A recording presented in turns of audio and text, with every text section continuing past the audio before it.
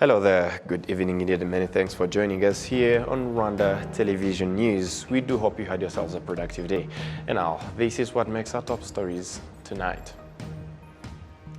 President Paul Kagame has joined the Emir of Qatar, His Highness Sheikh Tamim bin Hamad Al Thani, the UN advocate on combating corruption, Dr. Al bin Fateh El Mari, and other dignitaries for the 2022 Sheikh Tamim bin Al Hamad Al Thani International Anti-Corruption Excellence Award ceremony. Members of the East African Parliamentary Alliance for Food Security and Nutrition have urged countries to allocate at least 10% of their national budgets to the agricultural sector in order to more effectively address the problem of food shortages.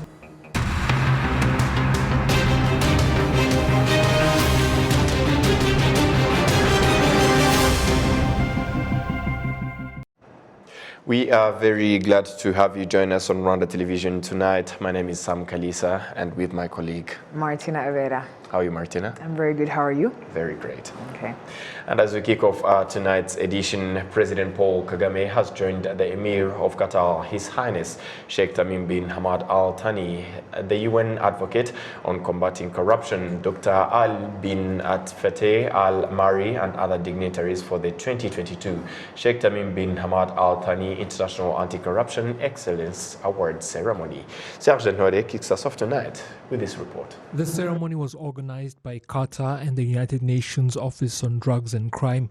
And while addressing those present, His Excellency Paul Kagame commended the Middle Eastern country for its fight against corruption, noting that it is a vice that should never be allowed to strive.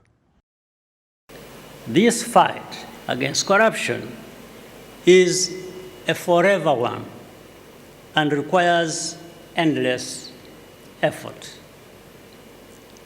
The ultimate goal for all of us should be to build and sustain societies of integrity and fairness, and for the different cultures of our world to interact with each other as equals.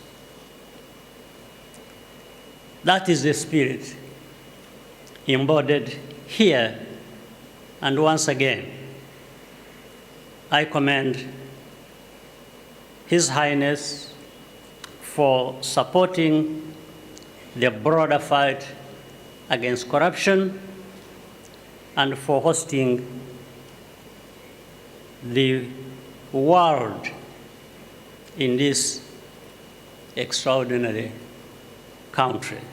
The African leader also commended the way Qatar is hosting the FIFA 2022 World Cup. FIFA was right to select Qatar to host this tournament, and the results on the ground make that fundamentally clear. There are different stories told about this, and the veracity of which I have no way of knowing. So I would rather focus on what I can see. The relentless onslaught of negative propaganda to which Qatar has been subjected by some countries needs to be called out and analyzed for what it is. I'm glad that Qatar did not have to respond to all of it in words, and instead let the facts speak for themselves. After all, there is nowhere in the world without fault. His Excellency Paul Kagame also noted on the unfortunate truth of why some countries are victimized in the way they are. The real subtext of these criticisms is that only certain countries and people deserve the honor of hosting events of such a global importance. The main lines of attack we have seen, for example, on migration, labor illustrate the hypocrisy. It is as if such problems have ceased to exist in other parts of the world, especially where the criticism originates from. In fact, the situation for them is often much worse. In this globalized world, we need to be respectful of each other's cultures and beliefs in our coexistence and interaction. Yet many of us consistently experience similar treatment. Ironically, the more you achieve, the more important it becomes to remind you that you are not equal. Of course, no matter how far any country has come, there is always room for further improvement. The ceremony saw the attendance of a number of dignitaries that included the Emir of Qatar and the United Nations Advocate on Combating Corruption. 3 years ago, when Rwanda hosted the event, a memorial on the fight against corruption was unveiled. Thank you, Serge Nore, for that report. Now, President Paul Kagame has noted that climate crisis is a threat to Africa's development, but also pointed out that Africans should not lose hope because the continent is rich in renewable energy sources, making it pivotal in the search for climate solutions. The Rwandan head of state made the comments in a message relayed at the 2022 Kusi Ideas Festival taking place in Nairobi, Kenya. Climate change is a global phenomenon, but the science is very clear that Africa is disproportionately affected by its impacts. The climate crisis is therefore a threat to Africa's development. But we should not lose hope. For one, Africa is rich in renewable energy sources, making our continent pivotal in the search for climate solutions. Second, Africa is home to talented and dedicated youth, spearheading initiatives aimed at building more climate-resilient communities. Lastly, and most importantly, we have a shared vision for a more sustainable and resilient Africa, as outlined in Agenda 2063. Unfortunately, a major hurdle continues to be climate finance. Big emitters must pay their dues. The president also told participants that in Rwanda, a green fund has been established to support public and private projects and drive the country's green economy. He stressed, however, that no one has everything it takes to face this common challenge and alone, and pledged his country's full support for what he called an excellent homegrown African initiative, referring to the festival and its objective. Right, Martin, I think it's well articulated. As they usually say, we have a one world and we better preserve it as it should be. Yes. Absolutely. And as we move ahead to other matters this evening, Dr. Augustine Iyamuremye has resigned as the president of the Rwandan Senate and as a senator due to health reasons. He has been serving as the president of the Senate since 17th October 2019. Dr. Iyamuremye Auguste, 77, is vastly experienced in senior politician for a Social Democratic Party, PSD. His political career spans over 4 decades. Since 1994, he served in different cabinet portfolios, including in agriculture, information, and foreign affairs. He also served as a senator in the first Senate for a full 8 years and also a presidential advisor, among different other roles. Over to you, Martina. Thank you, Sam. So members of the East African Parliamentary Alliance for Food and Nutrition have urged countries to allocate at least 10% of their national budgets to the agricultural sector in order to more effectively address the problem of food shortages. We have the report. Rwanda is one of less than 10 African countries that actually allocate 10% of their national budgets to the agricultural sector. And if more countries on the continent were to do this, it would help address the problem of food security. 52% of our population is women, and they are mostly involved in agriculture, whether primary agriculture or value chain development, marketing, and so on. The end result is that the productivity has increased, and increasingly the youth. Okay, we have seen over the past few years of how much youth now have started going into agriculture as a business. It has been repeatedly stressed that parliamentarians have an important role to play in this drive. Like a normal human, like anyone else, you know, someone maybe give wrong priorities, you know, but that's why we exist as an alliance, you know, to remind them what was priority. That's why we choose food security as a priority, you know. We have members, but these members, they are our ambassador each parliament. Yeah. You know, they are the one who is trying to convince the colleagues.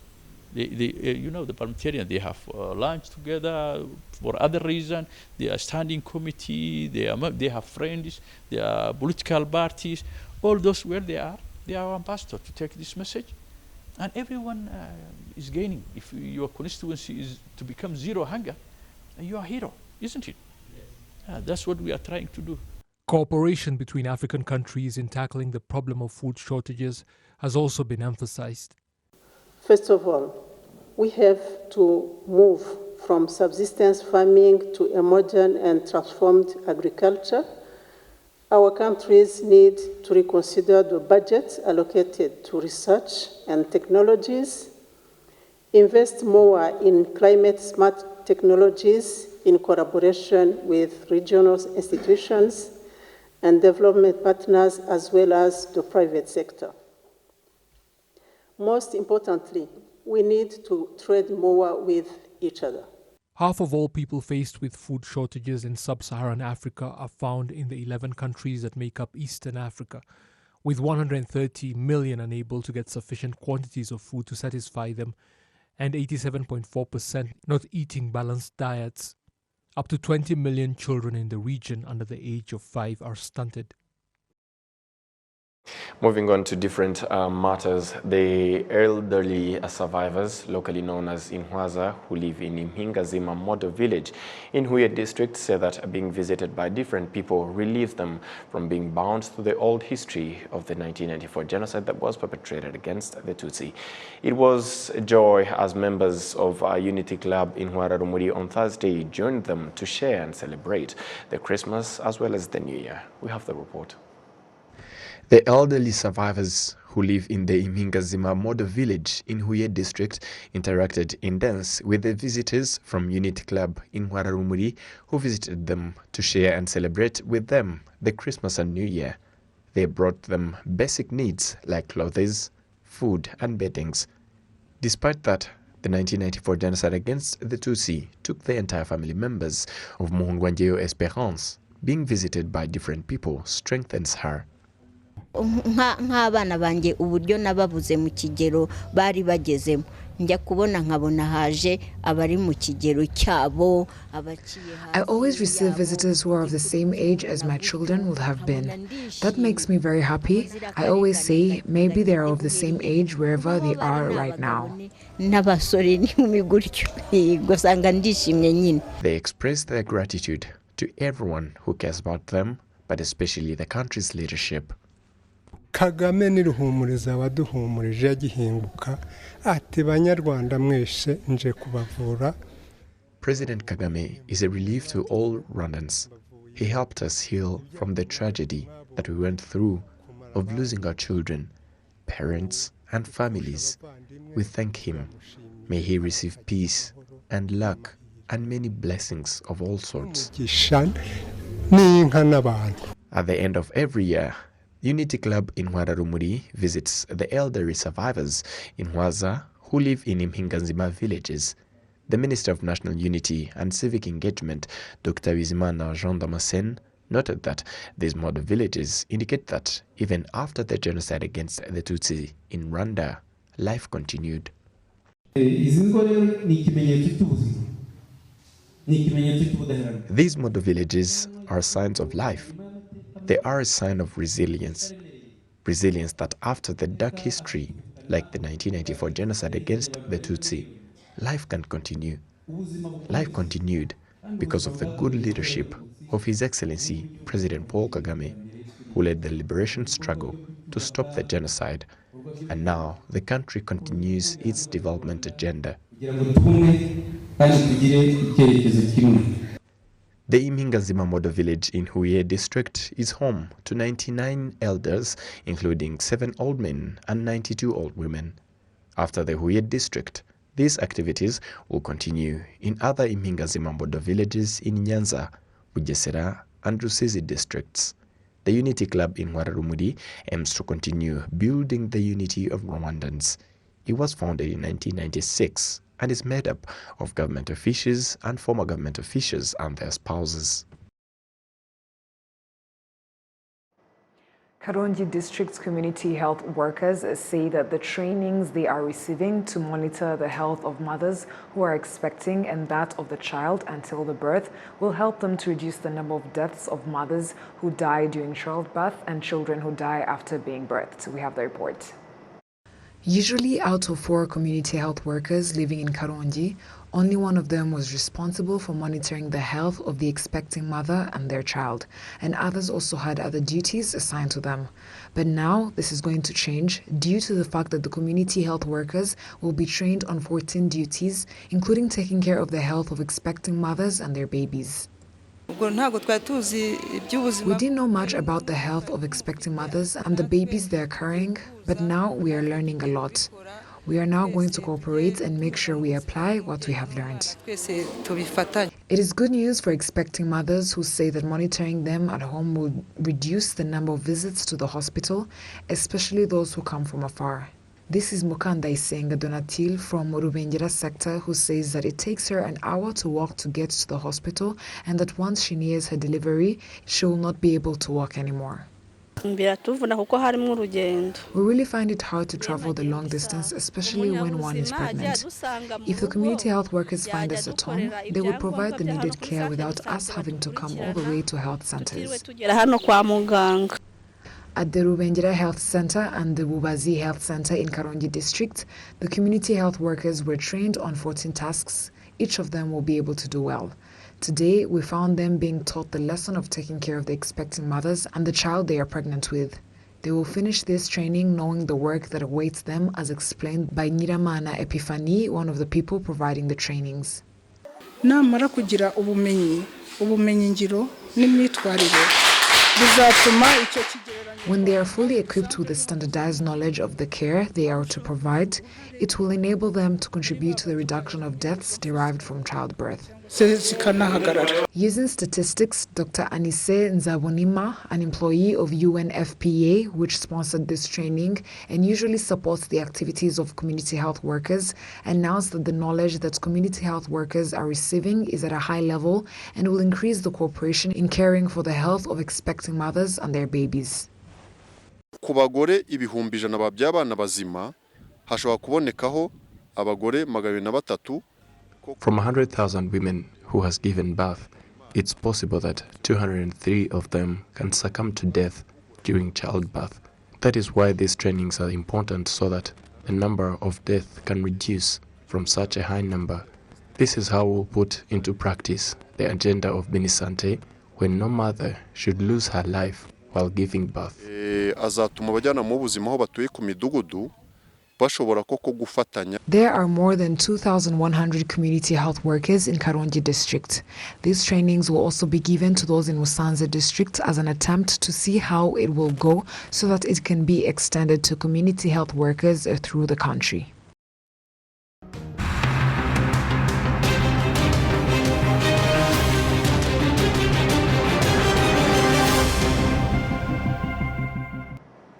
On behalf of the entire news production as well as the technical team that made it happen, many thanks for being with us on this edition of Rwanda Television News. My name is Sam Kalisa. And mine, Martina Avera. And up until next time, stay safe and have a good evening.